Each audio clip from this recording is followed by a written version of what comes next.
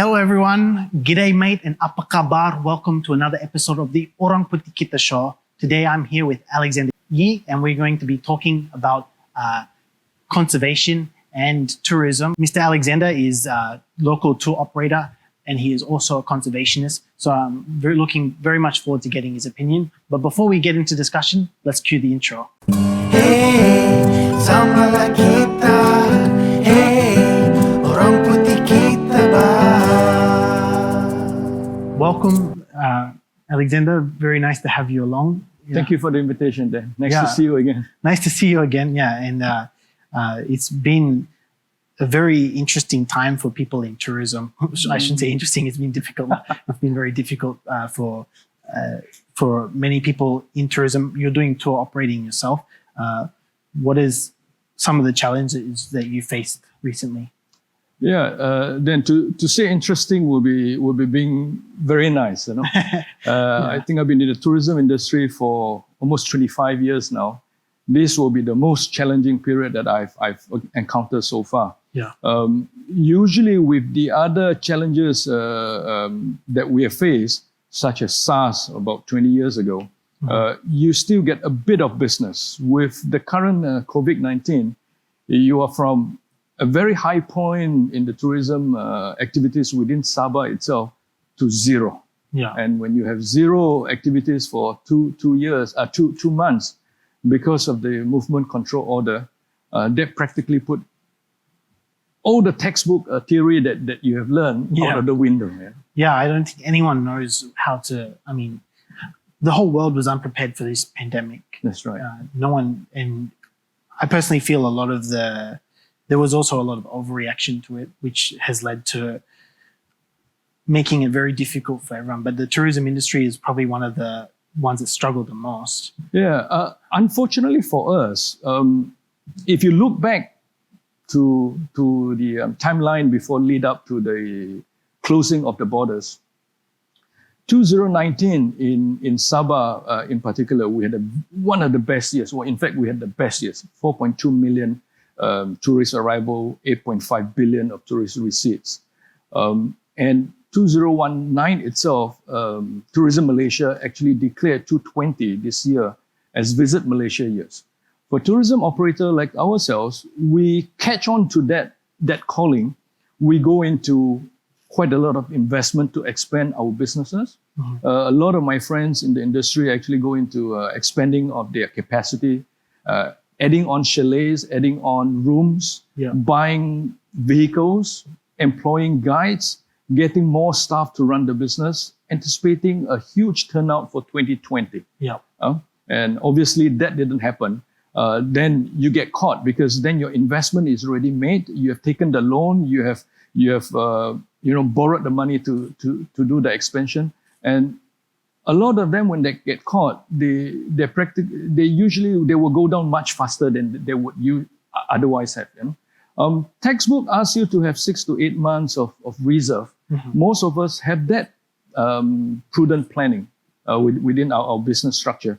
But because of the anticipating campaign to have Visit Malaysia year coming up, I think some of us actually took the chance and have lesser reserve. Yeah. And that chance didn't pay if off. they're investing as well, like you said, like if people are investing in building their thing, you burn up a lot of your reserves, probably expecting to get it back in the following year, because no one was expecting this. I mean, even towards the end of 2019, when in December, when the news first started coming out about this virus, no one could have possibly expected the way it would spread around the world and the effect that it would have.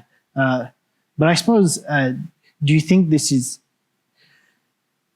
I mean, to try and find the silver lining, if there is any, I mean, do you think this is giving us time to reevaluate the tourism operations in Sabah and the way, because I feel like maybe there was a lot of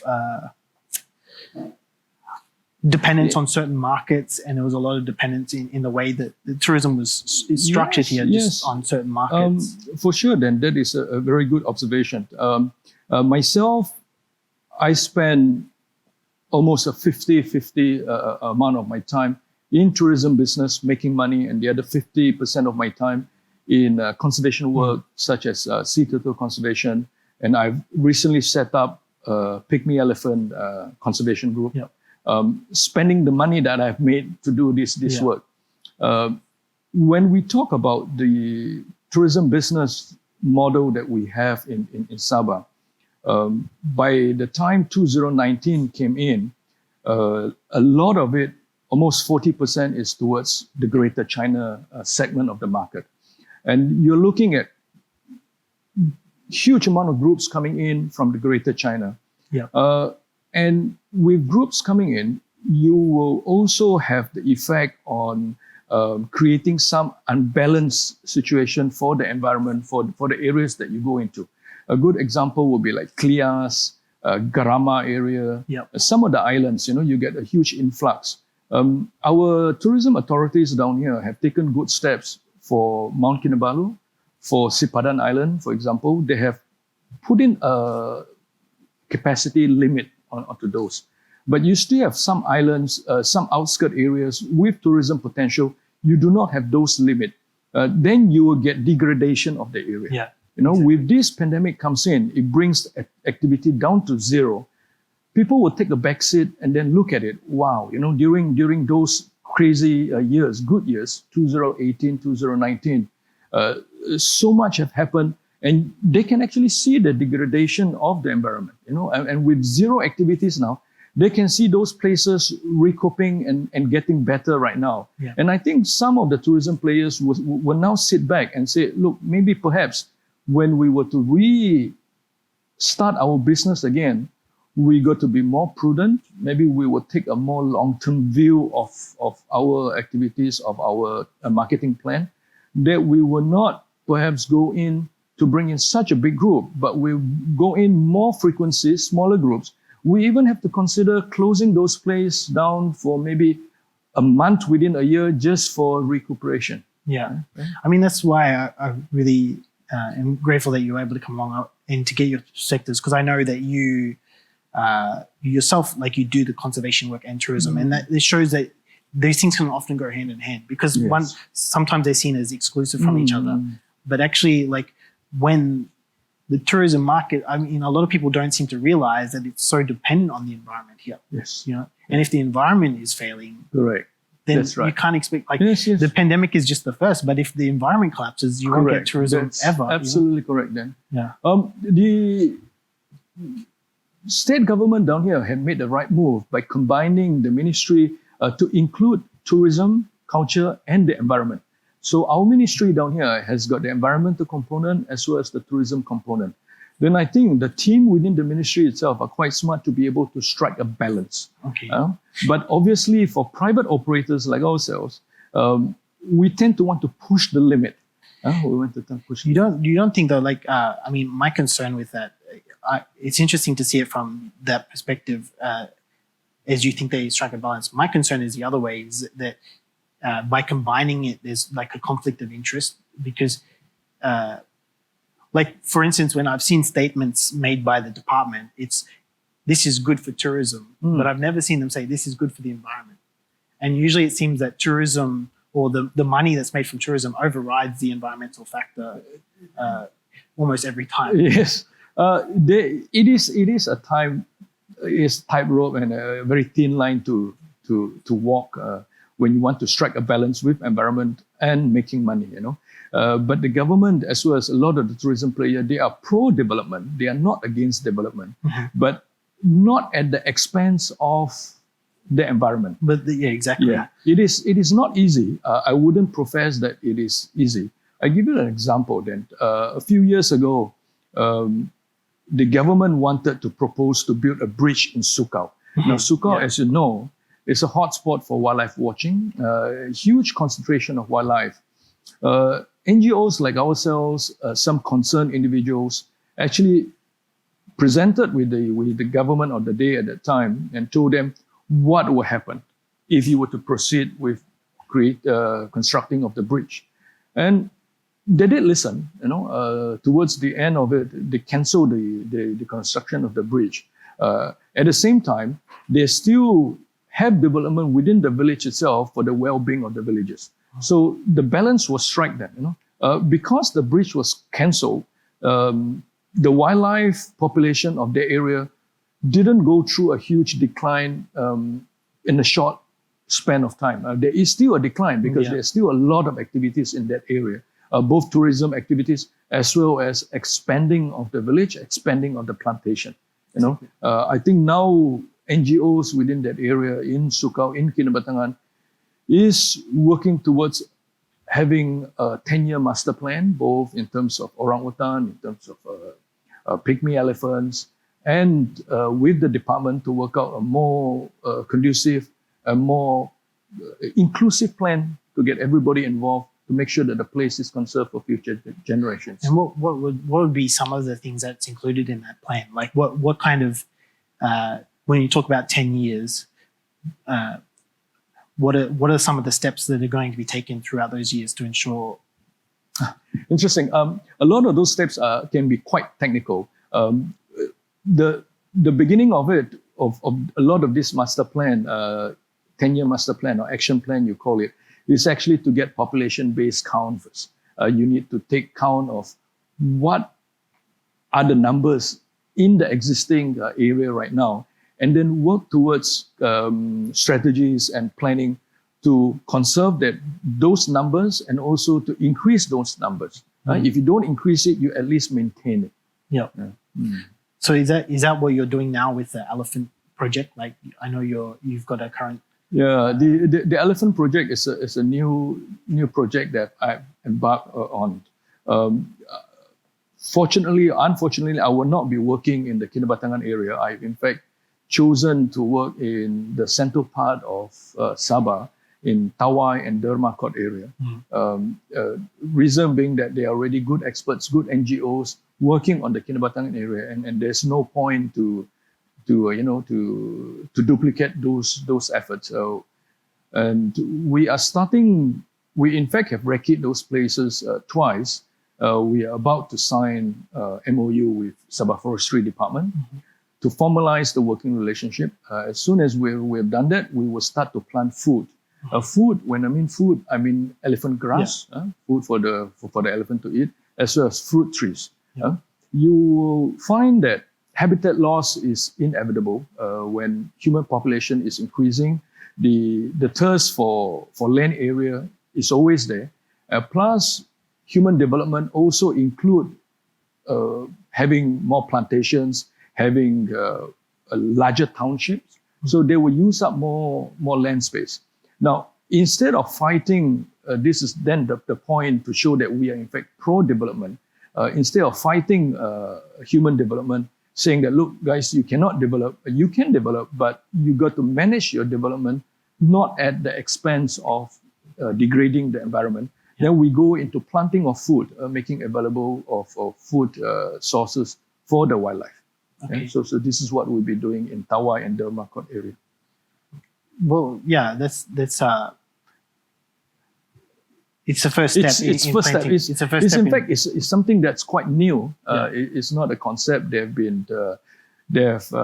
sort of been tested before. But I think for the last 2 years that this idea has been proposed, a lot of NGOs have see logics in it. They've done good work in doing their own bit of increasing the amount of food available within the area. I've known of NGOs starting to plant grass for elephants as well. Okay. So it is good. What I want to be able to achieve then is that NGOs ourselves are not fighting. We are all working together towards the common good of the wildlife and the common good of Sabah environment as a whole. Do you think NGOs though are being heard enough by like the state or the federal governments? Do they have enough voice to really push for the changes that are needed here? I think so. Yes, I think so. Obviously, you will read on papers. Some of the NGOs are not getting anywhere.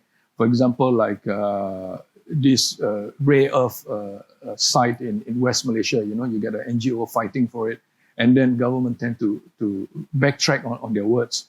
But on the whole, I think a smart government of the day will want to listen to people.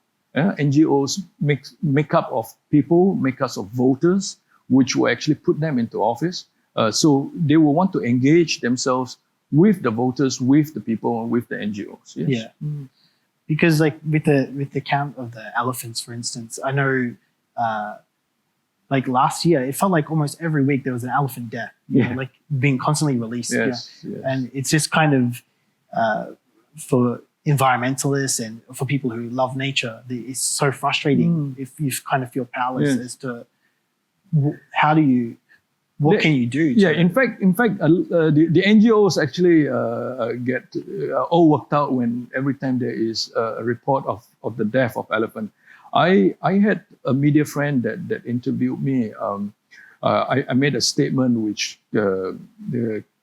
created a bit of controversial. Was although you see quite a lot of elephant death in Sabah, I cannot confirm that the population is actually declining and towards extinction like what happened to the rhinoceros. Reason being then is that we do not know what the birth rate is.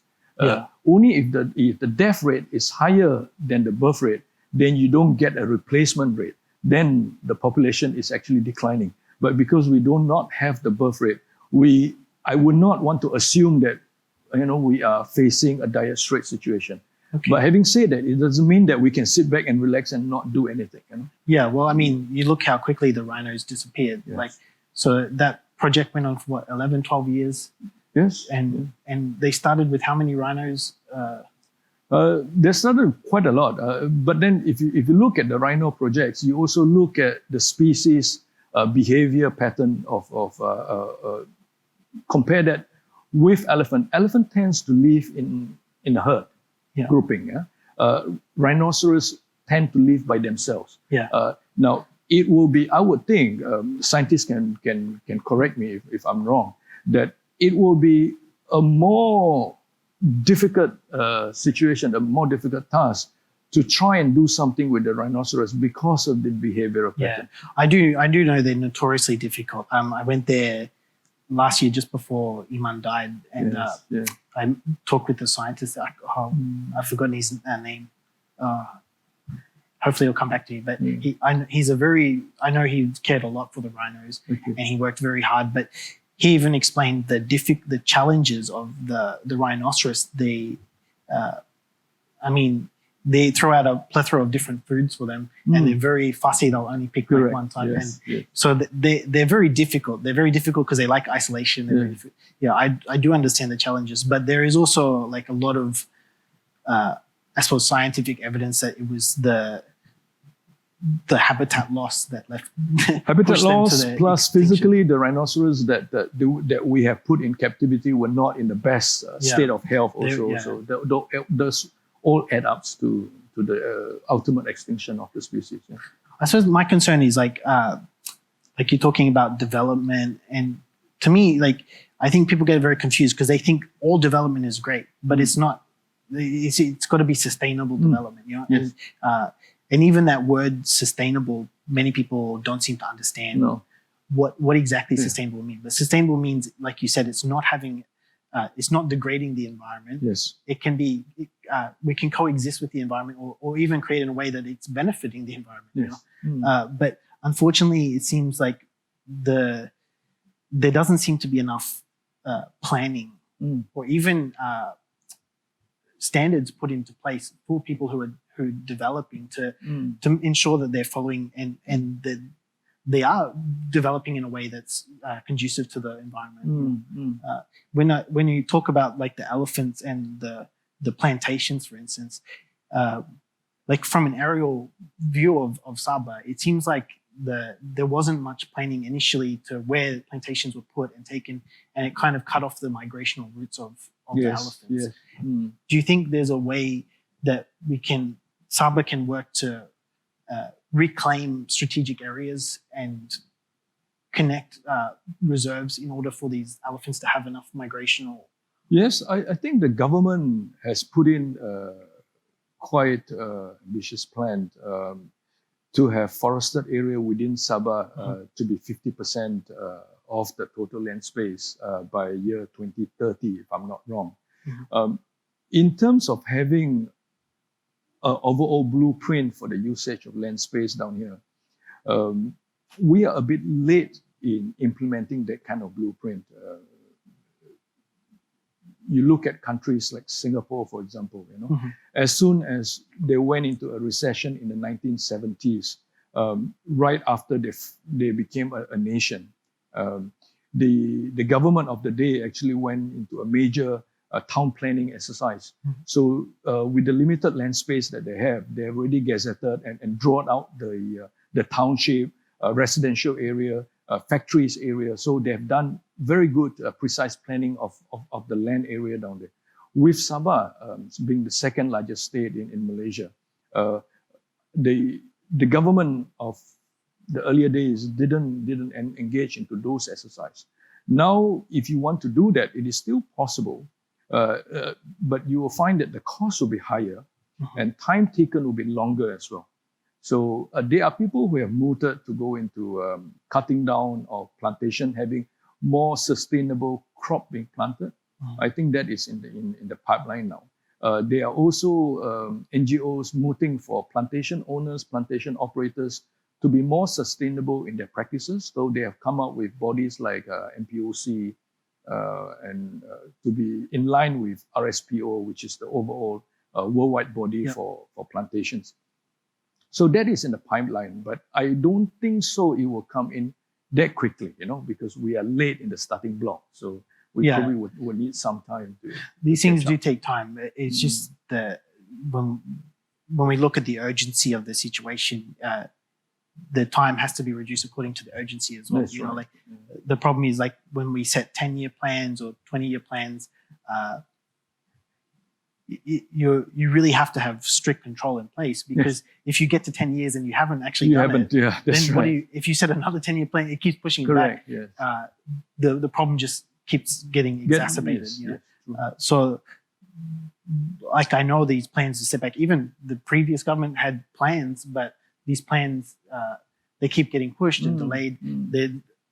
My concern is with this, like we understand there's a need for agriculture, there's a need for all these things, like you said, and as populations grow, the need becomes bigger. But that's why it's like urgent that we put it into place now. Yes. Because if we don't do it now, the population is only going to continue to expand. Absolutely. The problem becomes more and more expensive. More and more expensive. Yeah, we have to understand that we have a limited land space. Although we are the second largest state in Malaysia, we have a limited land space. Yeah. We have limited resources. We have unlimited want and needs. Yeah. We just have to manage those somehow. But I think human beings are smart, sometimes stupid, but mostly smart. They will find a balance with more social media awareness being created, with more connectivity right now. I think better decisions should be able to be made.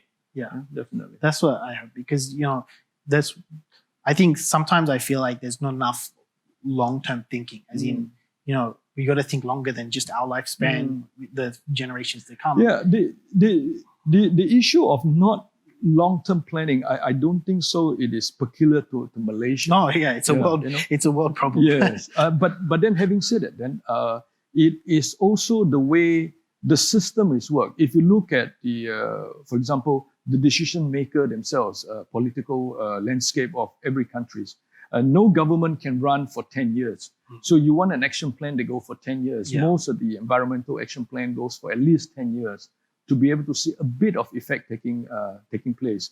But no government duration so far around the world lasts for 10 years. I think Philippines is 7 years.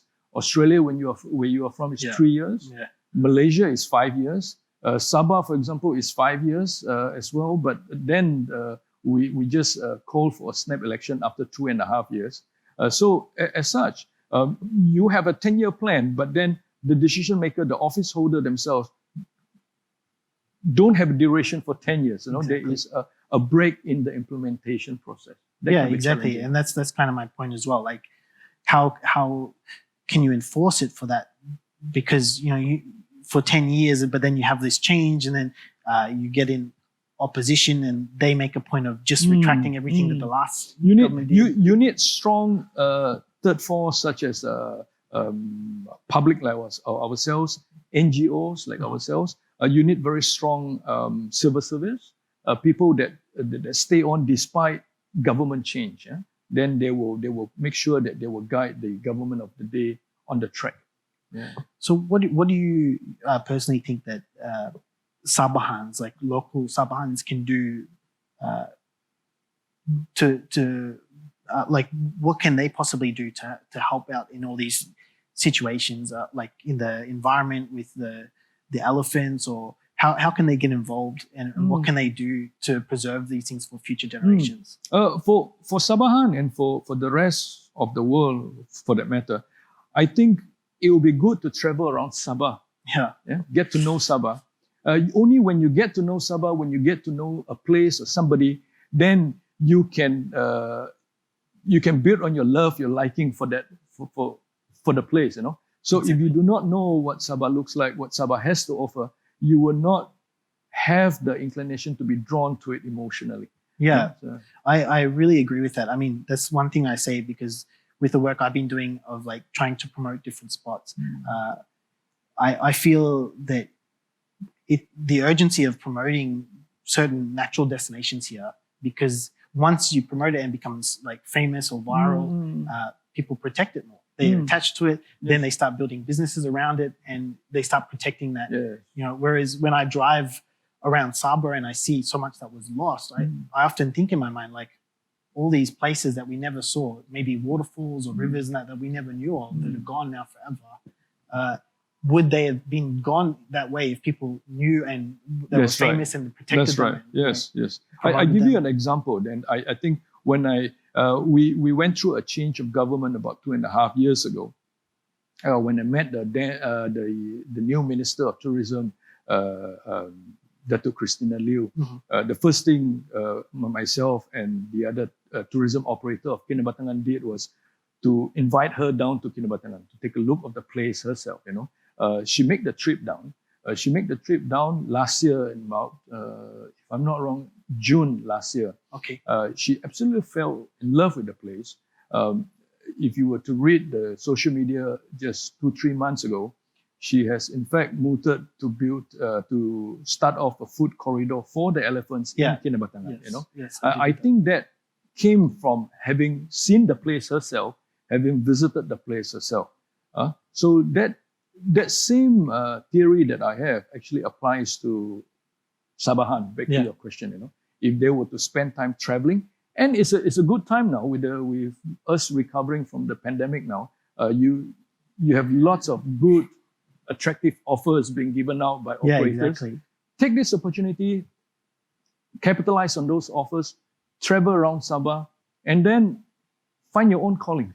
I definitely agree with that. I think that the more that you see of Sabah, the more you feel like, I mean, people always ask me, like, what do you see in Sabah? What do you see? And I say, well, there's everything here. Like, You've been here, see? 7 years 7 now? years, Yeah. Like, and it's that's the thing that attracted me. You know, I'm not a fan of like city or, you know, even though I live in KK, that's not why I'm here. I'm here because the nature, you know, and I also agree. I just wish people knew more about what they had, because if you knew what you have, then you would value it more and you would fight to protect it more. You know? That's right. Yeah, because we're talking like not just about ourselves. We're talking about the future generation. The future generations, you know? yes. And for me, like I made the effort to go see the last rhino, you know, Iman, and actually I made the effort when there was still 2 rhinos, and then it didn't work out. And then I finally got to see. It was like seeing if you got to see a dinosaur before it disappeared, you know, and it was very sad, but very made me think a lot about the environment as well. There's so many that aren't going to get that now can never see that rhino. You know? I think we should search ourselves and use that as a lesson. You know, that do not let any species go through the same road that the rhinoceros has gone down. Exactly. You know, and then we just have to move on. I mean, that's what you can't let it be in vain. You know, we have to make sure that the lesson is learned. And That's that, right. You know, and that's my fear with the elephants is that, yes, we don't know the birth as to the death rate, but then we just know how quickly things can change. Correct. Yep. One forest fire. No, that's right. Absolutely. So like in Australia, we had the forest fire down there that destroyed quite a lot of wildlife. Like they said, over 1 billion animals gone. Precisely, yes. So, and that's like some populations probably were healthy before the fire and then now critically endangered after, Yes. So we never know what's going to happen. Like That's the pandemic is also teaching us that point. So we can't be taking it for granted. Everything this is why we have to be careful, because even though something might look good one day and might look like, oh, this is fine, we don't have to care, it can change overnight. It can change overnight, yes. And very quickly too, Yeah. So this is like why, and when I'm talking about with tourism, like what do you think needs to be done to ensure for the future now that tourism is more sustainable and the products, like you were mentioning about smaller groups, what else do you think can be done to? You will not get a perfect model because the model that we try to set up is very much influenced by financial gains as well. And when you have financial gains in the formula tends to change very quickly. But what I would like to see is, given the fact that we do have a huge growing market from the Greater China area. When I say Greater China area, you're looking at China itself, Hong Kong and Taiwan, huge growth in the tourist arrival from those areas. You will also need to ensure that tourism operators, when they bring these tourists into a certain areas within Sabah, they have to mindful of the effect of this volume of tourists that comes in. Yeah. So give yourself a chance. If you were to visit, for example, Mamutik all year round, perhaps towards the end of the year, you change the island venue to Sapik, for example. Yeah. Don't keep going to Mamutik. Give it a break. Give it a break. Give it a break. Now, if you do that, you let the environment have a chance to breathe and regenerate itself. You will find that 2-3 months after that, when you return back to Mamutik, using the same example, the place will be better than when you left it 3-4 months ago. If you continue this model, like what state government is already doing in Sipadan, then I think it will be sustainable. Yeah. It will be sustainable. Yeah, I think definitely we need more plans like that. I mean, they started doing that with Simpona, right? Like different areas, giving it a break like once a year. Mount Kinabalu as well. Yeah. Mount Kinabalu. So I'm not